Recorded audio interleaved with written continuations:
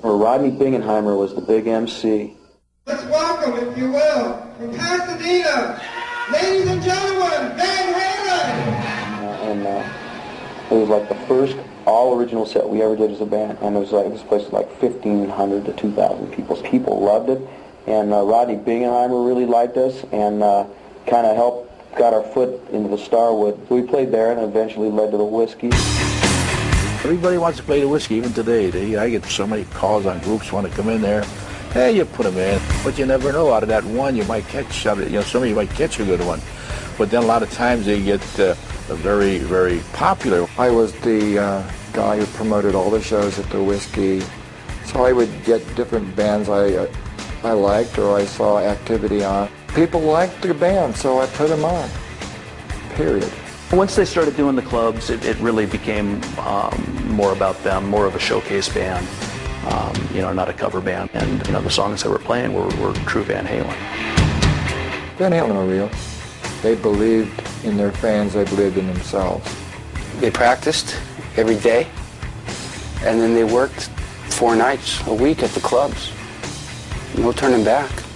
We all start off looking for love, attention, to achieve in music, make a contribution, make $1 million. These are all great and honorable things. They're great. While you're working for them, you have to set your own goals to work your ass off all the time, every time. They used to rehearse in Dave's basement. Dave's basement was probably a room that was about 12 feet in width by about 25 feet in length. These are the steps leading down from, this is Dave's house back here, where he grew up with his father. Underneath here is the famous basement where Van Halen put their whole tour together. Dr. Roth was very nice to let the guys go down there and really perfect, what they were going to take out on the road. I remember they wrote a couple new ones and invited me to the basement, which was rare because nobody was really allowed in there while they were practicing. So I sat on the floor and they played Little Dreamer. Yeah, you gotta hear this. And I remember saying Little Dreamer, it's okay, it sounds like something else. I remember like being real blasé about it, but really I thought it was great, but I thought they'd listen to me more if I didn't just, froth at the mouth all the time. They're writing originals like crazy at that point, They started just writing another one. Here's another one like it was no problem. I remember they played the Civic, and we really wanted them to play all originals for like the first time. And they did, but then they did Kiss, Rock and Roll All Night. Me and my friend were, they shouldn't have done that. They should have went all the way with all originals. But that was one of their big party tunes at the time, so they threw that in. But I remember that was the first time they basically played all originals. That was a big deal. They kept playing the Starwood and drawing more and more people. And I think mainly musicians. There were probably increasing number of girls for Dave, but they're drawing a lot of musicians, and there's a big buzz happening, and you could see more and more people showing up at every gig. Gene Simmons discovered him at the Starwood and talked to him backstage. That was the first time they met Gene Simmons without the makeup, and they were loving it. I was there when this happened. I remember people kind of whispering, hey, the guys in Kiss, they're up there. I told them that I would try to get them a deal right away, and if I couldn't, that, they'd be free to do whatever they wanted. I flew them to New York, and we cut 13 things. I just remember they went to New York and did the demo with Gene Simmons, and it was just so bitchin'. All their old songs, the very first songs that Edward had written, were etched on tape. The first person I showed it to was my van manager, Bill Corns, but they didn't stand a chance. I couldn't get any interest, so I tore up the contract. I said, you guys are free, and here's the paper, go get yourself a deal. I'm surprised nothing happened, really, because Kiss had a lot of clout, and Van Halen were rolling at the time, and I can't imagine why that didn't work out. But they still came back and went right back to work. I remember one time, we were just driving around. I said, Al, what are you going to do after this? We're kids, we're living this dream. What are you going to do after? And he looked at me and he said, Greg, there's nothing after this. This is going to be my life forever. And that was kind of my realization that this is forever. They were solidly committed musicians, and that's all there is. What else do you do? That demo eventually wound up in the hands of Marshall Burl, the nephew of famed comedian Milton Berle. Marshall would later become the band's first manager. In May of 1977, Berle brought Warner Brothers chairman Mo Austin and producer Ted Templeman to experience a Van Halen performance. It was kind of rainy that night. We just got up there and played. After we finished, we were upstairs. It's like, how do you do? You know, this is Mo Austin and Ted Templeman. I'm just kind of like, Warner Brothers chairman of the board. You know, the mouth drops to the floor, you know. Next thing I know, they were, you know, contract time. And they would continue to gig around town. I remember there's flyers that say last local appearance. They started putting Warner Brothers recording artists on the flyer playing the Pasadena Civic or at the Whiskey. They did a whole run. I remember again one more time over there. Then finally, it took a while for things to fall into place. Yeah. But once it did, it happened pretty quick. Van Halen revamped the Kinks song You Really Got Me for a new generation and released it as a single before the album hit the shelves. It received some airplay nationwide and planted the seed for large-scale interest in the band.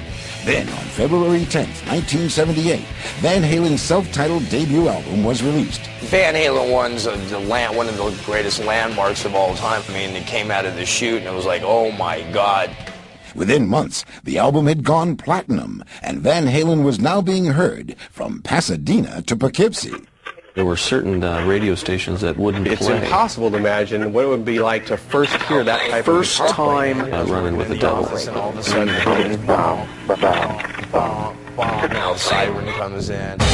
Like, what's this? This is good, man. This is real good. I never heard anything like this before. You have songs like Atomic Punk and Little Dreamer, and the songs on that album are just blitzkrieg, you know, right in your face attack, you know. You can't get any harder, more brutal. The lyrics are amazing. Edward's guitar playing's amazing.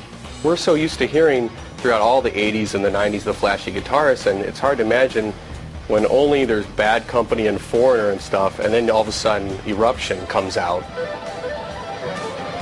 The best kind of rock and roll, in my opinion, you know, is just down and dirty, you know, nasty sounding rock and roll. They came by at a perfect time for that generation. It was the right band at the right time. Released a record in January of 1978. And I think February they shipped us out to Chicago to join Journey and Montrose already on tour because they wanted to promote this record. We didn't come back for 11 months. I think it was in Kentucky, I believe it was in Louisville or something.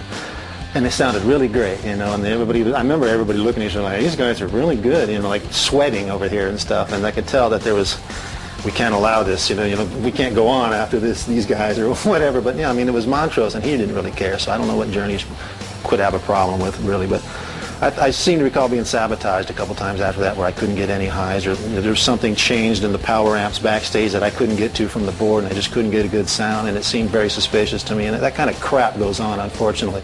We toured for 6 or 8 months with this band that pulled in a lot of girls, a lot of romantic music, a lot of after-concert partying, and I think that we bit into it big time. It was fun. We were the first band to play, and once we were done and our little U-Haul truck was packed up, there was a bevy of girls waiting to party. The other bands were well aware, like, you know, who are these guys? I mean, not just on stage, but off stage. It was like they were making their presence felt in many ways as possible. We knew that they were going to be huge, and what's funny is that when we first met them, they knew they were going to be huge. They definitely had that attitude, that they knew. It was kind of like, you know, we're going to be millionaire rock stars in about 15 minutes, you know. They were just kicking ass so fucking bad that I totally remember Mike telling me, hey, we're either going to be leaving this tour or we're throwing off the tour because we're smoking everybody. After that, we went with Black Sabbath. They sent us straight away over to England. It was a dream come true.